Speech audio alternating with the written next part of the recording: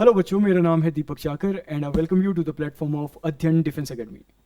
तो last lecture में हमने बात की थी directive principle of state policy, जो कि हमारे कॉन्स्टिट्यूशन का पार्ट 4 था। और आज हम अगले पार्ट के बारे में बात करने जा रहे हैं, जिसका नाम है फंडामेंटल ड्यूटीज़। तो फंडामेंटल ड्यूटीज़ हैं क्या, इसके बारे में बात करते हैं। बट उससे पहले आपका एक छोटी सी चीज़, हमने अभी तक बात की पार्ट 1 के बारे में, फिर पार्ट 2 के बारे में, पार्ट 3 के बारे में एंड पार्ट 4 के बारे में। एंड लॉजिक के हिसाब से पार्ट 4 के बाद क्या आना चाहिए, पार्ट 5 आना चाहिए। बट हमारे कॉन्स्टिट्यूशन में ऐसा नहीं है। क्यों? क्योंकि पार्ट 4 के बाद बीच में पार्ट 5 आने से पहले हमारे पास एक और पार्ट आता है, जो कि हमारे पास है पार्ट 4 कैपिटल ए। और ये जो पार्ट कैपिटल 4A है, ये हमारा डील करता है फंडामेंटल ड्यूटीज से। फंडामेंटल ड्यूटीज, तो पहला क्वेश्चन ये आता है कि फंडामेंटल ड्यूटीज, इसके लिए अलग पार्ट 4 कैपिटल ए क्यों है, और क्या ये जो पार्ट 4A है, क्या ये पार्ट 4 का पार्ट है या ये अलग पार्ट है? क्वेश्चन ये भी है। तो इन सभी क्वेश्चंस के आपको इस छोटे से लेक्चर में आपको जवाब मिलेंगे। तो सबसे पहले ध्यान दीजिएगा, जब हम बात करते हैं फंडामेंटल ड्यूटीज के बारे में, तो याद रखिएगा जो हमारा ओरिजिनल कॉन्स्टिट्यूशन था, यानी कि जो बनकर तैयार हुआ 1949 में, इसमें हमारे पास फंडामेंटल ड्यूटीज नहीं थे, बल्कि फंडामेंटल ड्यूटीज को हमने बहुत बाद में 1976 में ऐड किया। कब ऐड किए? 1976 में। और एक अमेंडमेंट के तहत, उस अमेंडमेंट का नाम था 42nd कॉन्स्टिट्यूशन अमेंडमेंट एक्ट 1972। और क्योंकि हमने इसको बाद में ऐड किया, तो इसको हमने दिया एक नाम पार्ट 4 कैपिटल ए का। और ध्यान रखिएगा कि part 4 capital A and part 4, ये दोनों के दोनों अलग है। ये एक अलग पार्ट है, ये एक अलग पार्ट है। और पार्ट 4 कैपिटल ए ये डील करता है किससे? फंडामेंटल ड्यूटीज से। तो फिलहाल पहली चीज, फंडामेंटल ड्यूटीज ये हमारे ओरिजिनल कॉन्स्टिट्यूशन के पार्ट नहीं थे, बल्कि इनको हमने बाद में 42nd कॉन्स्टिट्यूशन अमेंडमेंट एक्ट 1976 के तहत हमने इसको ऐड किया। और जब हमने इसे ऐड किया, तो हमने ऐड किया एक अलग पार्ट, जो कि था पार्ट 4 कैपिटल ए।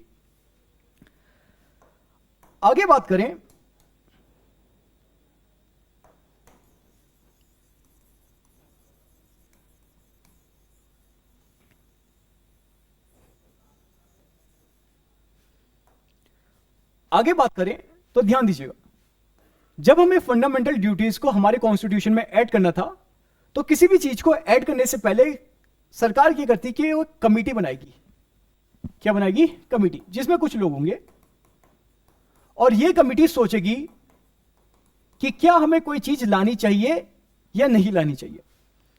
और ऐसे ही जब हमें फंडामेंटल ड्यूटीज की आवश्यकता थी, तो हमने कमेटी बनाई जिसके हेड थे स्वर्ण सिंह। और इसीलिए इस कमेटी का नाम पड़ा सरदार स्वर्ण सिंह कमेटी। और इस सरदार स्वर्ण सिंह कमेटी की रिस्पॉन्सिबिलिटी थी यह सोचना कि क्या हमें फंडामेंटल ड्यूटीज की आवश्यकता है या नहीं है। और स्वर्ण सिंह कमेटी ने कहा कि हां, हमें फंडामेंटल ड्यूटीज की आवश्यकता है। और इन्होंने कहा कि हमें कॉन्स्टिट्यूशन में 8 फंडामेंटल ड्यूटीज को ऐड करना चाहिए। कितने फंडामेंटल ड्यूटीज? 8 fundamental duties. अब ये जो कमेटी है, इन्होंने रिपोर्ट बनाई, और ये रिपोर्ट जाएगी किसके पास? गवर्नमेंट के पास। लेकिन अब गवर्नमेंट इस रिपोर्ट को फॉलो करे या इसमें कुछ चेंजेस करके इसको फॉलो करे, वो गवर्नमेंट के ऊपर है। यानी कि डिपेंड करता है किसके ऊपर? गवर्नमेंट के ऊपर, कि क्या गवर्नमेंट इस रिपोर्ट को मानना चाहती है या नहीं मानना चाहती है, या सरकार इसको मानना चाहती है लेकिन कुछ चेंजेस के साथ। ये कौन डिसाइड करेगा? गवर्नमेंट डिसाइड करेगा। तो गवर्नमेंट ने कहा ठीक है, स्वर्ण सिंह कमेटी कहती है कि हमें फंडामेंटल ड्यूटीज को ऐड करना चाहिए। सरकार ने कहा ठीक है, हम कर देंगे। लेकिन सरकार ने कहा कि देखो, स्वर्ण सिंह कमेटी कहती है कि 8 फंडामेंटल ड्यूटीज को हमें ऐड करना चाहिए। तो सरकार ने कहा नहीं, हम 8 नहीं, हम बल्कि कितने ऐड करेंगे, 10 फंडामेंटल ड्यूटीज को ऐड करेंगे। तो इसीलिए सरकार ने बाद में 42nd कॉन्स्टिट्यूशन अमेंडमेंट एक्ट 1976 किया, जिसके तहत सरकार ने फंडामेंटल ड्यूटीज को कॉन्स्टिट्यूशन का पार्ट बनाया। और उस दौरान हमारे पास टोटल कितने फंडामेंटल ड्यूटीज थे, 10 फंडामेंटल ड्यूटीज थे। लेकिन फिर बाद में एक और बार 86th कॉन्स्टिट्यूशन अमेंडमेंट एक्ट 2002 होगा, 2002 में 86 अमेंडमेंट होगा हमारे कॉन्स्टिट्यूशन का, और उसमें हम एक और फंडामेंटल ड्यूटी को हमारे कॉन्स्टिट्यूशन का पार्ट बनाएंगे। और इस तरीके से 2002 के बाद हमारे पास टोटल फंडामेंटल ड्यूटीज कितने हो जाएंगे, 10 ऑलरेडी थे, एक हमने बाद में ऐड कर लिया, टोटल हो गया हमारे पास कितने, 11 फंडामेंटल ड्यूटीज। तो अगर मैं आपसे पूछूं कि आज के समय में यानी कि प्रेजेंटली हमारे कॉन्स्टिट्यूशन में कितने फंडामेंटल ड्यूटीज हैं, तो आपका आंसर होगा 11। लेकिन अगर मैं पूछता आपसे कि 2001 में हमारे कॉन्स्टिट्यूशन में कितने फंडामेंटल ड्यूटीज थे, तो आपका आंसर होता कितना, 10। और अगर मैं पूछता कि 1978 में हमारे पास कितने फंडामेंटल ड्यूटीज होते, आपका आंसर अगेन सेम होता 10।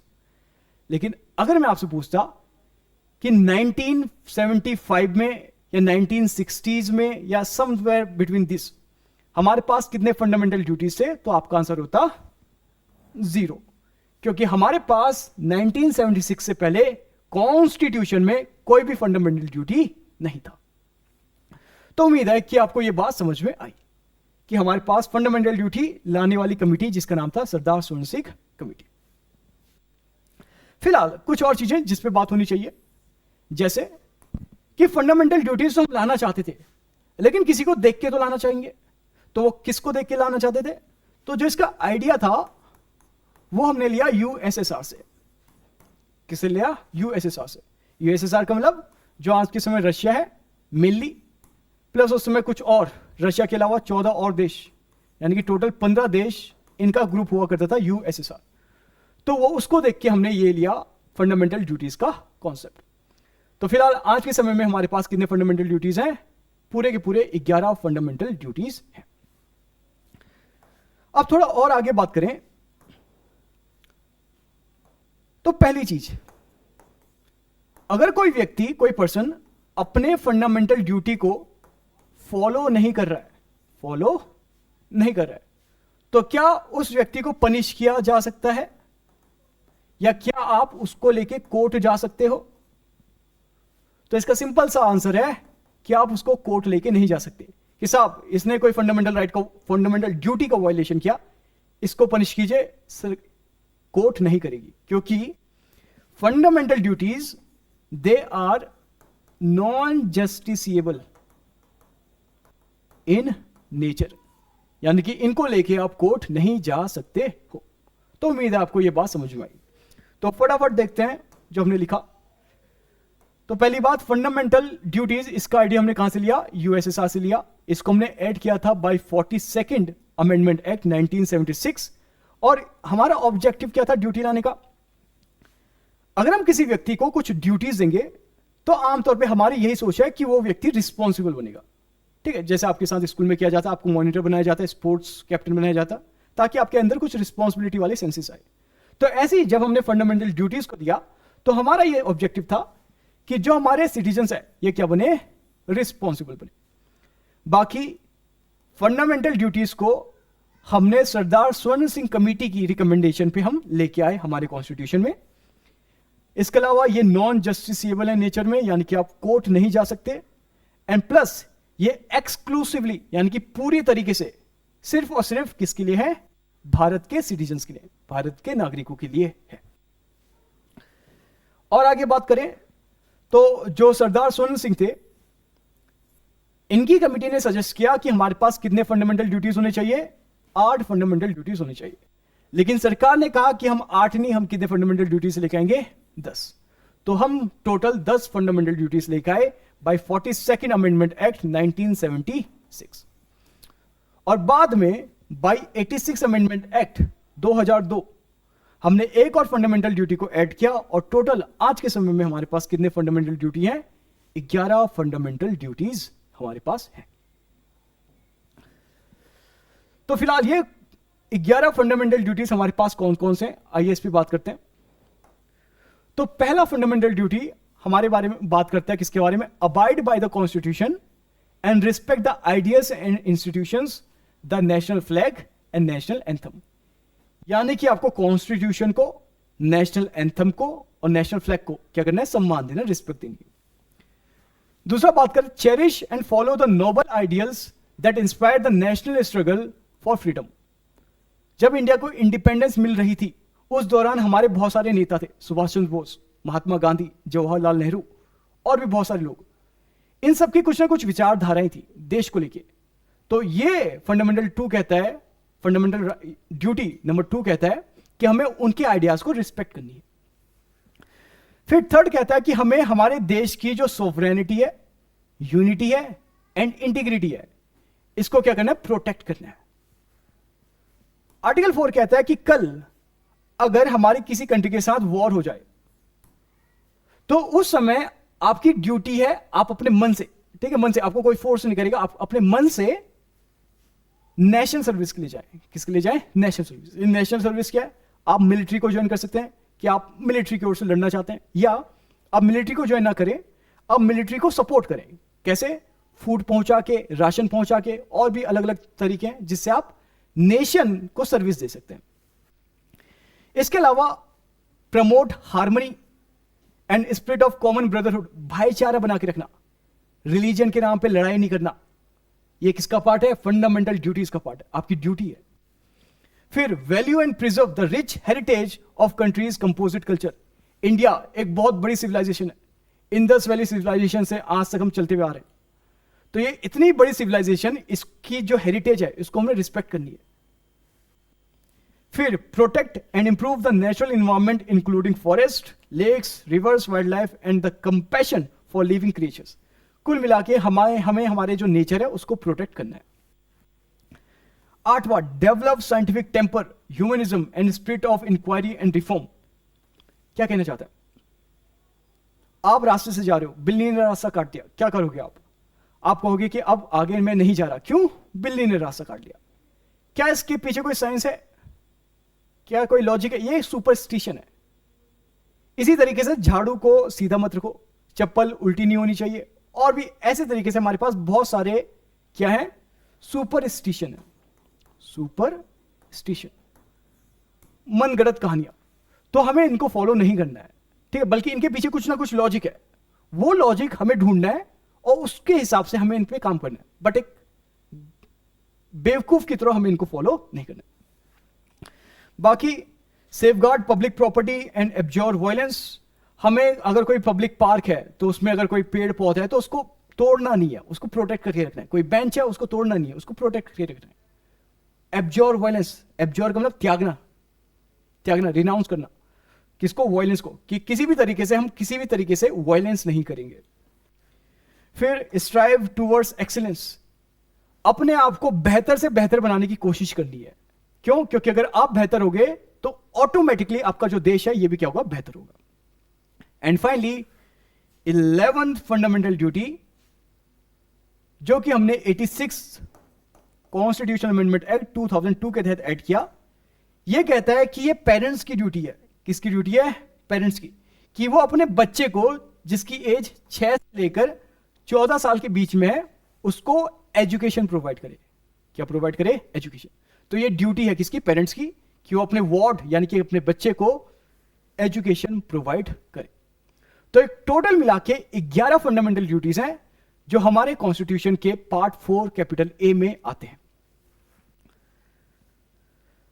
नाउ एक दो और चीजें जो मैं आपको बताना चाहता हूं कि क्या कहीं भी इन 11 फंडामेंटल ड्यूटीज में क्या कहीं भी लिखा है कि हमें टैक्स पे करना चाहिए, या कहीं भी लिखा है कि हमें वोट करना चाहिए? क्या ये ड्यूटी का पार्ट है? फंडामेंटल ड्यूटी का पार्ट है क्या? आंसर है नहीं। तो कल अगर आपको एसपीआई के एग्जाम में सिंपली क्वेश्चन आ जाए कि राइट टू पे टैक्स, या right to vote is a fundamental duty. तो क्या ये स्टेटमेंट सही होगा?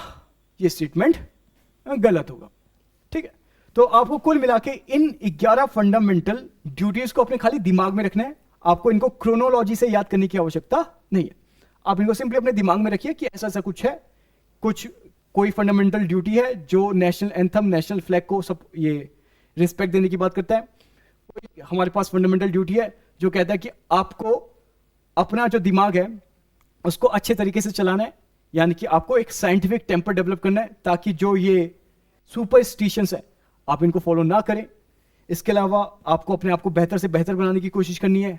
पेरेंट्स को अपने बच्चों को स्कूल पहुंचाना है, अगर 6 से 14 साल के बीच की उम्र की है तो आपको बस इतना आइडिया अपने दिमाग में रखना है। बाकी एग्जैक्ट जो वर्ड्स हैं वो याद करने की आपको आवश्यकता नहीं है।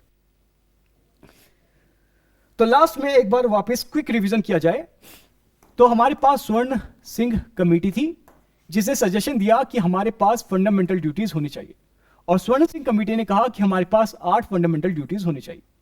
लेकिन फिर सरकार ने कहा कि ठीक है, स्वर्ण सिंह कमेटी की रिपोर्ट हम मानते हैं, लेकिन हम 8 फंडामेंटल ड्यूटीज नहीं बल्कि हम 10 फंडामेंटल ड्यूटीज लेके आएंगे। बाद में ये पहली बात, ये 10 फंडामेंटल ड्यूटीज हमने ऐड किए कौन से अमेंडमेंट के तहत? 42nd कॉन्स्टिट्यूशनल अमेंडमेंट एक्ट 1976 के तहत। फिर बाद में 11th फंडामेंटल ड्यूटी को हमने ऐड किया बाय 86 कॉन्स्टिट्यूशनल अमेंडमेंट एक्ट 2002 के तहत, और वो सारे फंडामेंटल ड्यूटीज हमारे पास अभी हमने देखा। इसके अलावा जो कॉन्सेप्ट है इंपॉर्टेंट कि जो फंडामेंटल ड्यूटीज है इसका कॉन्सेप्ट हमने कहां से लिया? यूएसएसआर से लिया हुआ है। तो बस इतनी चीजें जो आपको पता होनी चाहिए फंडामेंटल ड्यूटीज के बारे में। अगले लेक्चर में हम बात करने वाले हैं पार्लियामेंट ऑफ इंडिया के बारे में, जहां हम बात करेंगे राज्यसभा, लोकसभा के बारे में और इनके मेंबर्स के बारे में। तो मिलते हैं अगले लेक्चर में। टिल देन, जय हिंद, जय भारत।